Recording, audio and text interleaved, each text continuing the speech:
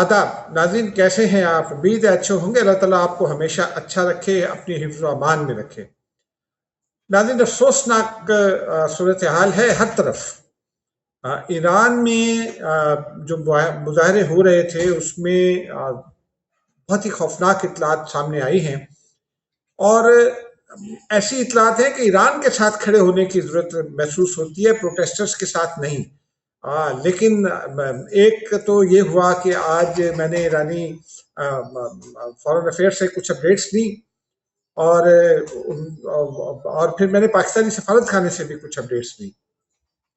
उनके रोशनी में जो इन्फॉर्मेशन सामने आई है वो हम आज आपके साथ सामने रखेंगे। ईरान में मुज़ाहरों के हवाले से, ईरान में इस वक्त क्या सूरत हाल है, कितना खौफ पाया जाता है, कितनी कशीदगी है, ये तमाम चीज़ें आपको बताएंगे। उसके साथ साथ आपको फिर अमरीकी अज़ाइम जो हैं, सदर ट्रंप क्या कहते हैं, इसराइल क्या कर रहा है, उस हवाले से आपको चीज़ें बताएंगे और पाकिस्तान का क्या किरदार है ये भी आपको बताएंगे। तो चलिए आगाज कर लेते हैं, और आखिर में चलते चलते आपको एक छोटी खबर बताएंगे पाकिस्तान के हवाले से। तो आगाज कर लेते हैं नाज़रीन। आज ईरान में निस्बतन पीसफुल दिन रहा।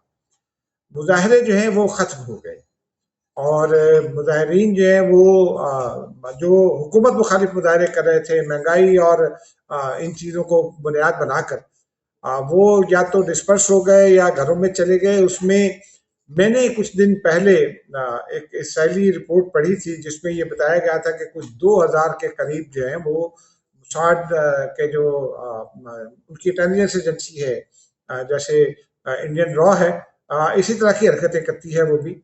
और उसके कुछ 2000 के करीब लोग ईरान में मुजाहिरों को प्रॉम्प्ट करने के लिए मौजूद थे। फिर उन्होंने अपने भी एजेंट मजीद पैदा किए होंगे। तो ये बहुत ही किसी भी मुल्क के अंदरूनी मामले में ये इससे बड़ी मदाखलत कोई नहीं हो सकती। अगर दुनिया का कोई ज़मीर होता, अक़वाम मुत्तहिदा जाग रहा होता या अक़वाम मुत्तहिदा ताकतवर होता, तो इस बात का नोटिस लेना चाहिए था। लेकिन यहाँ तो गंगा ही लुटी बह रही है। अमेरिका इसराइल की पुष्ट पर खड़ा है। गुज़िश्ता रोज़ जो है वो ये जो माइक पॉम्पियो है अमेरिकी वज़ीर ख़ारजा, इन्होंने अपने इजरायली मंसब से बात की और फिर डिस्कशन हुई ईरान के हवाले से। उस पर बाद में आते हैं, लेकिन ईरान से क्या इतलात हैं पहले उस पर आते हैं। मैंने अपने सफारत खाने से पहले तो पूछा, उन्होंने कहा, पहले उन्होंने भी ये कहा कि आज अमन है, और 2 रोज़ से वादे कल बहुत ही कम हो गए थे। आज उन्होंने कहा कि कोई मुखालिफ मुजाहरा नहीं हुआ, और इसका मतलब ये है कि ये बिल्कुल जो है वो पीस की जानिब लौट रहे हैं, क्योंकि इसमें एक पोलिटिकल टिल्ट है ये। अब ये रहा कि सैयद अली खामनेई जो हैं वो ईरान के जो रहबर हैं, पिछले हफ्ते उनके बारे में ये अफवाहें फैलाई जा रही थी कि वो रूस जा रहे हैं, और फिर एक इमारत दिखाई गई और उसमें ये बताया गया कि यहाँ बशार अल असद भी रहते हैं और अली खामनेई भी यहाँ रहेंगे। तो मैंने ये रात गए इतला आई थी, तो मैंने ईरानी एम्बेसी से रब्ते की कोशिश की। उस वक्त नहीं हो सका रब्ता, लेकिन मैंने अपना मैसेज छोड़ दिया। अगले दिन पता चला कि ये गलत है। मतलब ये फ्राइडे नाइट को ये इतला थी, और सैटरडे मॉर्निंग ये पता चला कि नहीं, ऐसी कोई बात नहीं है। सैयद अली खामनेई जो है वो महफूज हैं, और अमेरिकन अलबत्ता ये दावे कर रहे थे, या इसराइली भी ये दावे कर रहे थे कि उनकी लोकेशन जो है उसको ट्रेस कर लिया गया है। अब देखते हैं क्या होता है, किस हद तक किसके दावे दुरुस्त है, क्योंकि ईरानी ये कहते हैं कि सैयद अली खामनेई जो है हम उनकी हिफाजत कर रहे हैं और वो बिल्कुल महफूज हैं। और ये मामला बड़ा संजीदा होता जा रहा है पाकिस्तान के लिए ख़ास तौर पर। बहरहाल फिर ईरान से आज जब मैंने ईरानी वज़ारत ख़ारजा से रब्ता किया, उनके सफारत खाने से भी रब्ता किया इस्लामाबाद में, तो ये बताया गया कि जो प्रोटेस्टर्स हैं उन्होंने फायरिंग का आगाज उन्होंने किया। हो सकता है, मतलब ये हर मुल्क में जहाँ भी, चाहे वो अमेरिका ही क्यों ना हो, वो ये कहते हैं, लेकिन ये दुरुस्त बात, अक्सर ये बात दुरुस्त भी होती है। ईरानियंस जो हैं वो हुकूमत जो है उसकी बात मुझे इसलिए दुरुस्त लगती है क्योंकि मैंने और बहुत कुछ पढ़ा और बहुत कुछ सुना। उसके साथ साथ इजरायली वो जो रिपोर्ट्स थी कि 2000 मोसाद के लोग मौजूद हैं, वो और फिर किस तरह से उनको उन्होंने नीचे तक अपने सब एजेंट्स पैदा किए हैं। तो उसके बाद तो जाहिर सी बात है, इस बात को तो तस्लीम करना पड़ेगा कि ईरान के 133 सिक्योरिटी पर्सनल जो हैं वो मारे गए। और ईरानी ये कहते हैं कि जो प्रोटेस्टर्स हैं उनका नंबर भी ऑलमोस्ट सेम है, कुछ कम कुछ ज्यादा, लेकिन वो ये कहते हैं कि प्रोटेस्टर भी तकरीबन इतने, जो उनकी अपनी कैलकुलेशन है। तब वो ये कहते हैं कि हम इस पर अभी हतमी तौर पर कुछ नहीं कह सकते, हम हतमी तौर पर कोई इसका क्लेम नहीं करेंगे कि कितने मारे गए और कितने नहीं, क्योंकि हमें अभी तक उसकी प्रॉपर इंफॉर्मेशन नहीं मौसूल हुई है। लेकिन बहरहाल वो कहते हैं कि ऑलमोस्ट सेम नंबर है, लिहाजा हम कोई हतमी बात इस पर नहीं कह सकते। अब आप देखिए ना कि महंगाई के नाम पर शुरू होने वाला, अब ये एक प्रॉब्लम है, ये पूरे साउथ एशिया में भी है, ये एशिया के दीगर मुल्कों में भी है, अब तो यूरोप के भी कई मुल्कों में है कि जब आप प्रोटेस्ट करते हैं तो प्रोटेस्ट को जो है वो पीसफुल नहीं रहने देते और फिर उसमें जाने जाती हैं।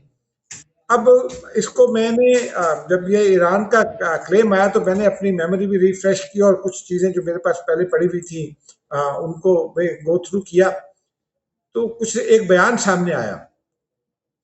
उसमें ये सदर ट्रम्प ने 2 बार ये कहा कि अगर प्रोटेस्टर्स पर गोली चली तो हम ईरान पर हमला कर देंगे। इसराइली जो है वो भी इसी किस्म की बातें कर रहे थे, लेकिन वो मीडिया में नहीं कर रहे थे, अपनी डिस्कशन में या अमरीकनों के साथ जब बात करते थे या वो जो और राब्ते करते थे। अब आप देखिए ना कि इसराइल जो है, इसराइल का एटीट्यूड तो बहुत वाजे है। एक जानिब ईरान पर वो कर रहा है, उसका मकसद कशीदगी बढ़ाना है, उसका मकसद दुनिया को थर्ड वर्ल्ड वॉर की जानिब ले जाना लगता है, क्योंकि दूसरी जानिब उसने सोमालीलैंड को तस्लीम करके सोमालिया की खुद मुख्तारी पर भी हमला किया है। OIC का हंगामी इजलास, जो गैर मामूली हंगामी इजलास बुलाया गया था, वो कल जद्दा में खत्म हुआ। 2 रोज तक वहाँ जो है वो होते रहे, गुफ्तगू होती रही और उसका एक मुश्तरका एलामिया भी सामने आया जिसमें ये इसराइल पर जोर दिया गया है कि वो पीसफुल जो है वो करे, इसका करे और अपनी हरकतों से बाज आए, क्योंकि सोमालिया की यकजहती जो है वो पूरे आलम इस्लाम के लिए एक अहम मसला है। अब इसराइल आलम इस्लाम के तमाम ममालिक को जो है वो चैलेंज कर रहा है एक तरह से, और अमेरिका बहादुर उसके पीछे खड़ा है। ये असल सूरत हाल है और ईरान में भी वो यही कर रहा है और जाहिर सी बात है खिते के दीगर ममालिक के लिए भी एक बड़ा प्रॉब्लम होगा। उसके लिए सऊदी अरेबिया चूंकि OIC का कायद है तो और उसके लिए भी प्रॉब्लम होगा इसको सॉल्व करना।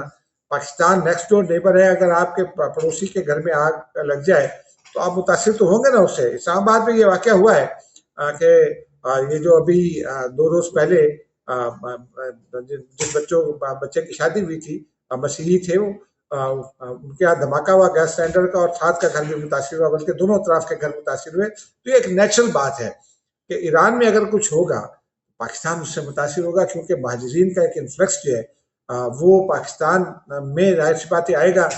ये ईस्टर्न बॉर्डर्स जो हैं वो ज़रा ईरान के लिए भी और पाकिस्तान में मोहब्बत है। पाकिस्तान में पाकिस्तान से हज़ार ज़ायरीन ऑलमोस्ट हर हफ्ते जाते हैं ईरान। तो ये एक बड़ी कोहिजन है अवामी सतह पर दोनों मुल्कों में।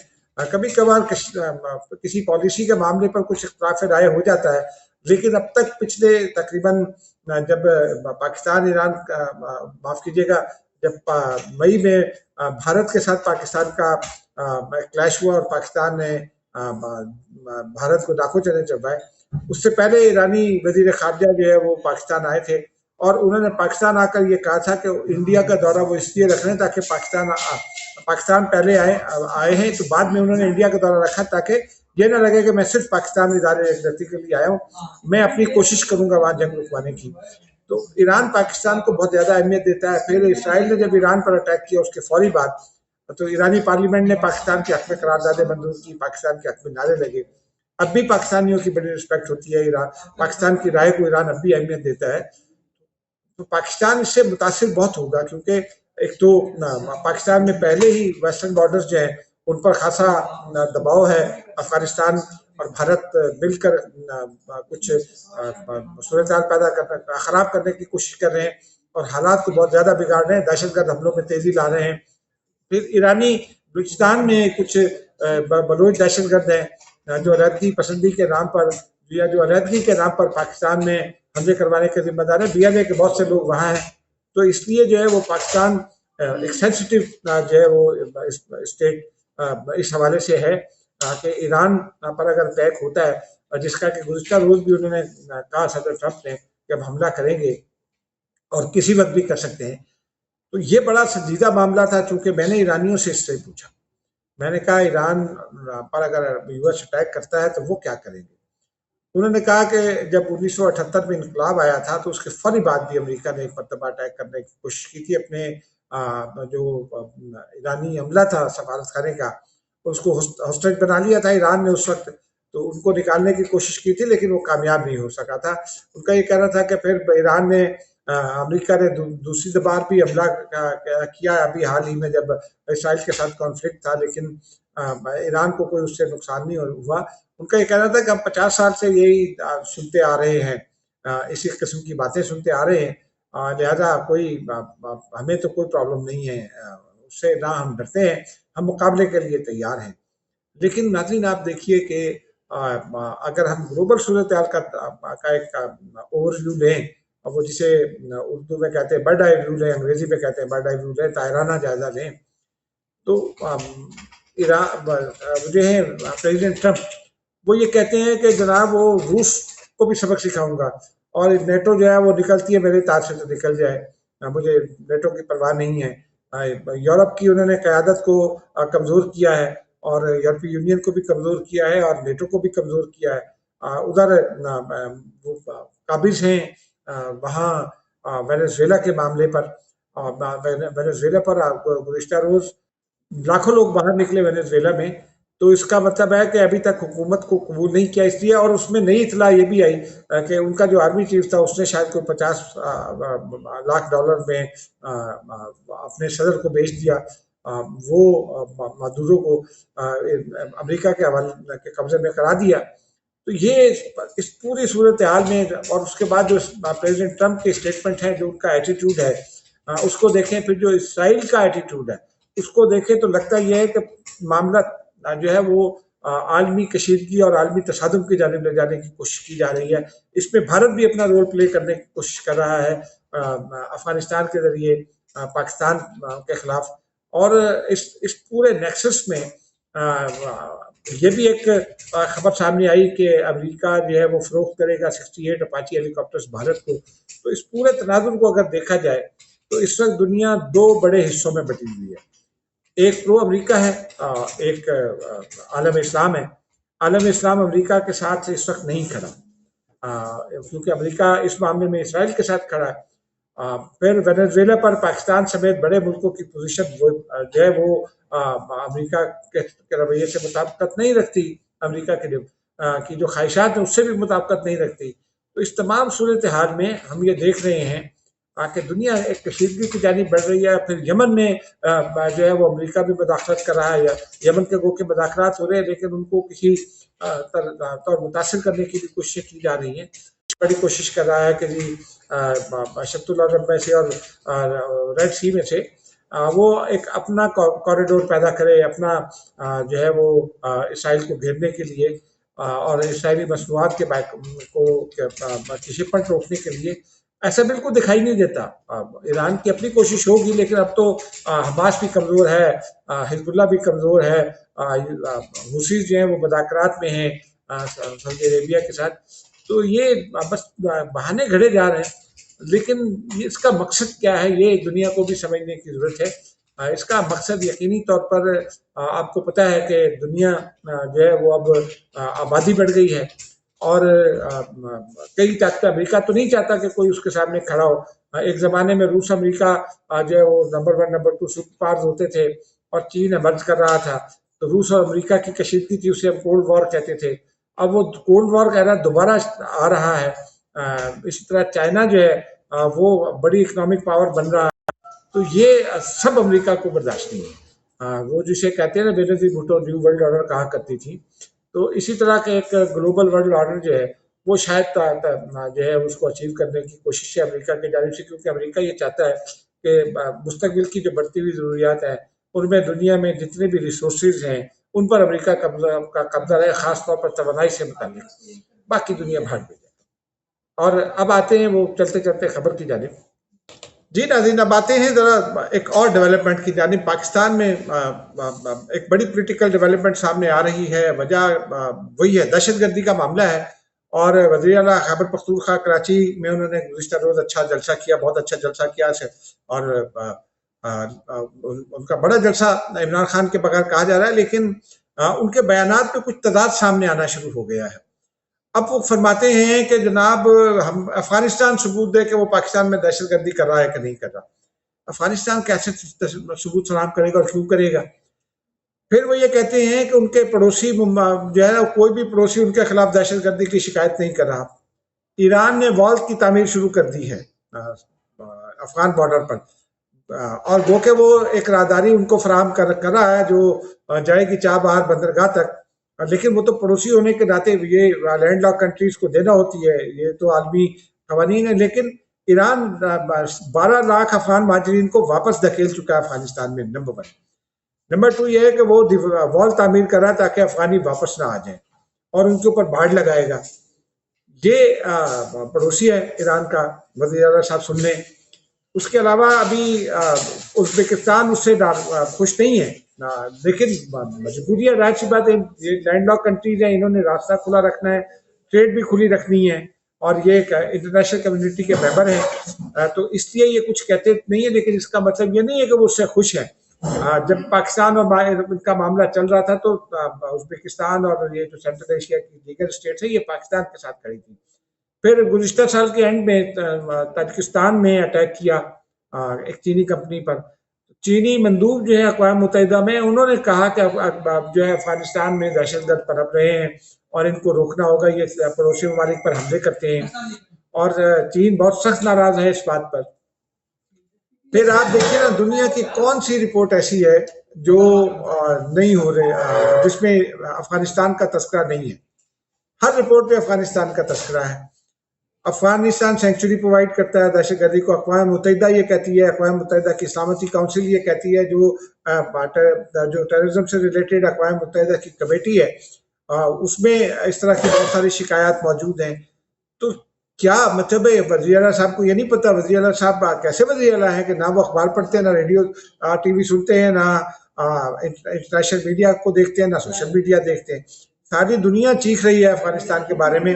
वहाँ दाइश मौजूद है, वहाँ खुरासान मौजूद है, वहाँ हरकतुल्लाह, वो कौन सी अंसार है जमात, वो मौजूद है। उसके अलावा दर्जनों जो टेररिस्ट ऑर्गेनाइजेशन हैं वो वहाँ मौजूद हैं। और फिर बलूचिस्तान के जो अलहदगी पसंद दहशतगर्द हैं वो मौजूद हैं वहाँ, उनको भरपूर सपोर्ट वहाँ से मिलती है अफगानिस्तान से। तो ये किस जमीन उसके अफगानिस्तान की बात कर रहे हैं जो पाकिस्तान में दहशतगर्दी नहीं कर रहा? यही इनके बयानात हैं, यही इनके बयानात हैं जो पाकिस्तान के बयानिए को भी नुकसान पहुंचाते हैं और पाकिस्तान के मफादात को भी। वज़ीर आला हैं वो, उनको सोचना चाहिए, अच्छे नौजवान हैं, लेकिन उनको ये सोचना चाहिए कि वो अपने बयानात से क्या दुनिया को तासुस दे रहे हैं कि आप यहाँ पूरा खैबर पख्तूनख्वा डिस्टर्ब है, और वादी तिराज जो है वो पेशावर के लिए खतरा बन गई है। पिछले कुछ दिनों के जो हालात हैं आप देख रहे हैं, किस तरह हमले किए गए छावनियों पर। ये कौन लोग हैं, कहाँ से आए हैं? फिर टीटीपी के 5000 दहशतगर्द वहां थे, उन्हीं पर तो हमारा उनके साथ झगड़ा हुआ। हम उनको कह रहे हैं कि जी ये दहशतगर्द हमें दें, वो कहते हम इनको पीछे धकेल देंगे। फिर उन्होंने 10 बिलियन मांगे, हमने कहा दे देते हैं, लेकिन आप दहशतगर्द हमें दें, वो उससे भी मुकर गए। ये प्रॉब्लम है जो वज़ीर आला को समझना होगा। वो पाकिस्तान में एक सूबे के वज़ीर आला है, ऊपर से वो महमूद अचकज़ई साहब एक नई दुश्मनी ले आए हैं कि जनाब पाकिस्तान बॉर्डर के कुछ एरिया आज़ादी का ऐलान कर सकते हैं। कैसे कर सकते हैं? ये जरा महमूद अचकज़ई साहब को जवाब देना चाहिए। अगर मुझे मिले तो मैं जरूर उनसे पूछूंगा। खुदा हाफिज।